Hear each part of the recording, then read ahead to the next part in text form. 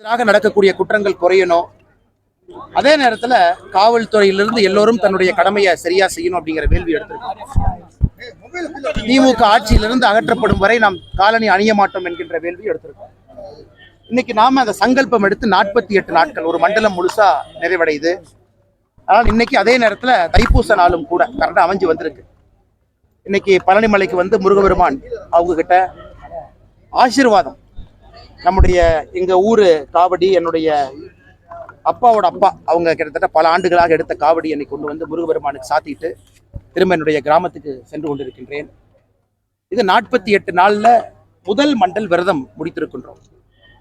அடுத்த 48வது நாள் வந்து திருப்பரங்குன்றம். எப்படி முதல் 48 நாள் வந்து பழனிமலையில முருகபெருமான்கிட்ட ஆசீர்வாதத்துக்காக இங்கே வந்திருக்கின்றோமோ, நாளை காலையிலிருந்து ஆரம்பிக்கக்கூடிய அடுத்த மண்டலம் 1லிருந்து 48 நம்ம திருப்பரங்குன்றத்துல 48 நாள் கழித்து நம்முடைய முருகபெருமான்கிட்ட மறுபடியும் போய் முறையிட போறோம். அதே நேரத்துல ஒரு மகிழ்ச்சி என்னன்னாங்கன்னா, தமிழகம் முழுவதுமே இன்று காலையிலிருந்து கட்டுக்கடங்காத கூட்டம். அதனாலதான் நம்ம பொறுத்து பொழுதெல்லாம் தாழ்ந்த பிறகு 7 மணிக்கு மேல கூட்டம் குறைஞ்சிரும், தேரோட்டம் ஆரம்பிச்சிருவாங்க.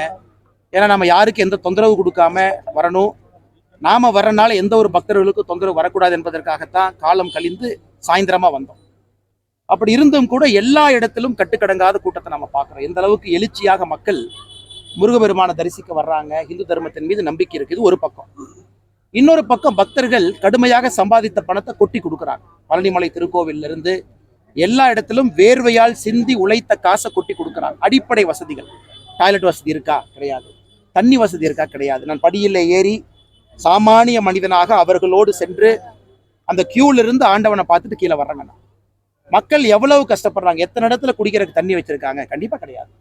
டாய்லெட் இவ்வளவு தூரம் மக்கள் நடந்து வர்றாங்களே பாத யாத்திரையாக, கோயில் இவ்வளவு பணம் வருமானம் இருக்கு, டாய்லெட் கட்டியிருக்கிறாங்களா, சத்திரம் கட்டியிருக்காங்களா? கிடையாது. அதனால் இதெல்லாம் கூட மக்கள் பார்க்கிறாங்க. முதல்ல இருந்த மாதிரி இல்லை, மக்கள் கூட்டம் கூட்டமாக கோயிலுக்கு வர்றாங்க. மாநில அரசு இதை கவனத்தில் கொள்ளணும். அடுத்த ஆண்டுக்குள்ள போர்க்கால நடவடிக்கை எடுத்து இதெல்லாம் பேசிக் வசதி மக்களுக்கு செஞ்சு கொடுக்கணும். மேல பத்திரமா போயிட்டு வர்றதுக்கு இதை அரசு செய்ய வேண்டும் என்பது என்னுடைய தாழ்மையான வேண்டுகோள். ஒரு முருக பக்தனாக அடுத்த ஆண்டு தைப்பூசம், தை மாசத்துல தைப்பூசம் வரும்பொழுது அட்லீஸ்ட் பக்தாதிகள் இதை விட இன்னொரு 10% இம்ப்ரூவ்மெண்ட் ஆயிருக்குன்னு சொல்ற அளவுக்கு இந்த மாநில அரசு நடந்து கொள்ள வேண்டும். கேளுங்கண்ணா.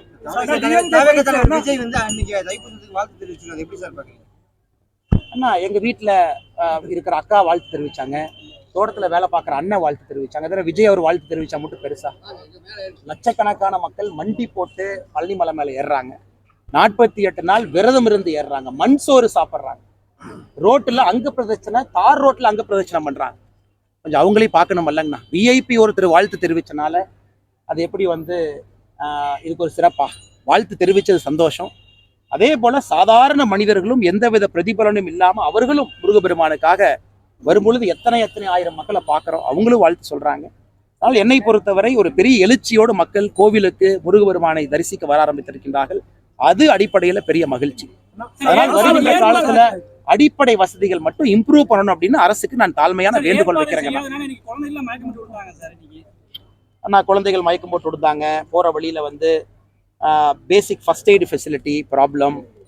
அதே நேரத்தில் வருகின்ற பாதை தாராபுரத்துலேருந்து நீங்கள் பார்த்தீங்கன்னா மக்கள் எப்படி நடந்து வர்றாங்கன்னு பாருங்கள். பாதையெல்லாம் சுத்தப்படுத்தாம ரோட்டு மேலே சைடில் எப்படி நடந்து வர்றாங்க. எங்கேயாச்சும் டாய்லெட் போனோம்னா ஒதுக்குப்புறத்தில் ஒரு பெண் எங்கே ஒதுங்குவாங்க? நம்ம பெருசாக கேட்கலீங்கண்ணா. கோவிலுக்கு வெளியே 15 கிலோமீட்டர் நடந்து வர்றவங்க இருக்காங்க. 15 கிலோமீட்டருக்கு ஒரு டாய்லெட் கட்டி கொடுங்க. 15 கிலோமீட்டர் அங்கங்கே தண்ணி வசதி பண்ணி கொடுங்க. ஏன்னா இத்தனை பக்தாதிகள் பணம் கொடுக்குறாங்க. அந்த பணம் எங்கே போகுதுன்னு தான் நம்ம கேட்குறோம். நான் சொல்வது அடிப்படை, இங்கே மட்டும் இல்லை, திருப்பரங்குன்றத்தில் கூட்டம், திருச்செந்தூரில் கட்டுக்கடங்காத கூட்டம், சுவாமி மலையில கூட்டம், 6 படை, மருதமலை 7 படையிலும் இன்னைக்கு வந்து அற்புதமான கூட்டம். சின்ன முருகன் கோவில் ஊர் எல்லையில் இருக்கு, அங்கேயும் கூட்டம். அதனால் அரசு விழித்து கொண்டு வேலை பார்க்கணும். முருகபெருமானை பழி வாங்குவதற்காக நான் வசதி செய்ய மாட்டேன் என்று அரசு சொன்னால் அதை எப்பொழுதும் நாங்கள் ஏற்றுக்கொள்ள மாட்டோம். தைப்பூசத்துக்கு பிரதமர் வாழ்த்து சொல்லி இருக்கிறார். ஆனா வந்து நம்ம தமிழக முதல்வர் வாழ்த்து சொல்லலைங்க. அதுவும் பிரதமர் எங்கிருந்து வாழ்த்து சொன்னாருன்னு பாருங்க. பிரதமர் வந்து இன்று காலையில பிரான்ஸ்ல மீட்டிங்ல இருக்காங்க. பிரதமருடைய அலுவலகம் தொடர்பு கொண்டு பிரதமர் அவர்கள் வாழ்த்து சொல்றாங்க. குறிப்பா பிரதமர் அவர்கள் எது போன்ற வார்த்தையில வாழ்த்து சொல்லணும், கந்தனுக்கு அரோகரா, அதெல்லாம் பிரதமர் அவர்கள் உள்ளிருந்து உணர்ந்து பண்றாங்க. எங்கிருந்து பண்றாங்கன்னா பிரான்ஸ்ல இருந்து. அந்த மனிதன் இரவோடு இரவாக பிரான்ஸுக்கு போய் அதிகாலையில அந்த பிரசிடென்ட் மேக்ரோனோட மீட்டிங்ல இருக்காங்க. ஆனா உள்ளூர்ல இருக்கக்கூடியவங்களுக்கு வாழ்த்து சொல்லுங்க சொல்லி நான் கேட்கல. ஏற்கனவே சொன்னது போல மக்கள் அதை பார்த்து கொண்டிருக்கின்றார்கள். எங்கேயோ இருக்கக்கூடிய நம்ம பிரதமர், பிரான்ஸ்ல இருக்கிறவங்க ஞாபகம் வச்சு கரெக்டா சொல்லும் பொழுது மக்களுக்கு நம்முடைய பிரதமர் மீது இருக்கக்கூடிய மதிப்பு இன்னும் அதிகமாகி கொண்டிருக்கு. டிஎம்கே ஃபைல்ஸ் வெளியிட வாய்ப்பு எப்படின்னா நீங்க ஏற்கனவே ஜனவரியில ஆனா இப்போ நீங்க பார்த்துட்டு இருக்கிறீங்க, அறிக்கையை நீங்க பாக்குறீங்க. இன்று உறுதியாக நாங்கள் சொல்லுகின்றோம், ஊழல் அமைச்சர் காந்தி போன ஆண்டு நம்ம சுட்டி காட்டினோம். இந்த ஆண்டு சர்க்குலரையே மாத்தி பாலிஸ்டரை கொண்டு வந்து வேட்டி செய்யறாங்க. அதை தடுத்த அதிகாரி சண்முகம் சுந்தரம் டிரான்ஸ்பர் பண்ணியிருக்கிறாங்க, ஐஏஎஸ் அதிகாரி. தொடர்ந்து சொல்றோம், அறிக்கைக்கு பதில் அறிக்கை, ஒரு அறிக்கைக்கு 3 அறிக்கை. அமைச்சர் பெரிய கருப்பன் அவர்கள் நம்ம கொடுத்த அறிக்கைக்கு பதில் அறிக்கை, அதுக்கு அறிக்கை பதில் அறிக்கை, அதுக்கு பதில் அறிக்கை. ஒரு அமைச்சருமே போட்டி போட்டுக்கொண்டு நான் செய்வது சரிங்கிறாங்க. இது எல்லாமே நாங்க அங்கங்க பண்ணிட்டே வர்றாங்கண்ணா. இன்னைக்கு நான் அதிகமா அரசியல் பேசினா நல்லா இருக்காதுங்கன்னா, நாளைக்கு சென்னையில பொதுக்கூட்டம் இருக்கு. எல்லா விஷயம் விஜய் சந்திச்சிருக்காரு. இந்த பொலிட்டிக்கல் டெவலப்மெண்ட்ல எப்படி சார் நீங்க பாக்குறீங்க? 2 முறை சந்திச்சதா சொல்றாங்க. ஆனா யார் ஒருவரை எத்தனை முறை சந்திச்சாலும் நாங்க மக்களை சந்திச்சுட்டு இருக்கோம். இங்க வந்தீங்கன்னா 1000, 2000, 5000, 10,000, 1 லட்சம் மக்களை சந்திக்கிறோம். மக்களை சந்திச்சீங்கன்னா அவங்க பிரச்சனையை சொல்லுவாங்க, அதை தீர்த்த அரசியல். நாங்க ஏசி ரூம்ல உட்காந்துக்கிட்டு பொலிட்டிக்கல் ஸ்ட்ராட்டஜிஸ்ட கூப்பிட்டு பக்கத்துல உட்கார வச்சுக்கிட்டு அவங்க சொல்ற ஐடியா கீழே வந்து மக்களை கேட்கும்போது எதுக்கு ஸ்ட்ராட்டஜிஸ்ட் வேணுங்கன்னா, சாதாரணமா யாத்திரை போங்க, எண் மக்கள் போங்க, பாருங்க, காவடி எடுங்க, மக்களை சந்திங்க, ரோட்ல தெருவுல நில்லுங்க. அது மக்கள் சொல்றது ஒரு மக்களும் பொலிட்டிக்கல் ஸ்ட்ராட்டஜிஸ்ட் தான். அவங்கள கேட்காம ஏசி ரூம்ல உட்காந்து ஒரு ஸ்ட்ராட்டஜி போட்டு நம்ம ஜெயிச்சிரோம் யாராச்சும் நினைச்சாங்கன்னா, அவர்கள் வருகின்ற காலத்துல அவர்களுக்கு மக்கள் சொல்லுவார்கள், என் பிரச்சனையை நீங்க பேசுங்க, என் பிரச்சனையை பேசுங்க. என் பிரச்சனை இல்லாம எங்கேயோ இருக்கக்கூடிய ஒருவர் வந்து அவர் 4 பேர்த்த கிரவுண்ட்ல வேலை பார்க்குற 4 பேர்த்த பிடிச்சி அவங்க 4 பேர்த்திட்ட போய் சர்வே எடுக்கிற பசங்க எல்லாம் யாரு? மாச சம்பளத்துக்கு வேலை பார்க்குற பசங்க. அவங்களுக்கு பசியோட அருமை தெரியுமாங்கன்னு? ஒரு ஏழை மக்களுடைய பிரச்சனை தெரியுமா? அந்த மாதிரி நிறுவனம் திமுகல பெண் நிறுவனம் நடத்துறாங்க, 2000 பேர் வேலை பார்க்குறாங்க. தமிழ்நாட்டில் யாரெல்லாம் MBA படிச்சிருக்காங்களோ இன்னைக்கு பெண்ல நிறுவனத்தில் வேலை பார்த்து அவங்க போய் ஒப்பீனியன் கேட்டு அதை கேட்டு முதலமைச்சர் நடவடிக்கை எடுப்பாராமா. அதுக்கு நான் சொல்றேன், முதலமைச்சர் அவர்களே பழனிக்கு வந்து பாருங்க, தைப்பூச அன்னைக்கு என்ன பிரச்சனைன்னு தெரியும், காலைல அறநிலைத்துறை அமைச்சரை கூப்பிடுங்க, சரி பண்ணுங்க. அதை விட்டு எல்லா ஏசி ரூம் உட்காந்துட்டு எத்தனை பேர் பொலிட்டிக்கல் கன்சல்டன்ட் வச்சு அரசியல் பண்ணுவீங்கன்னா?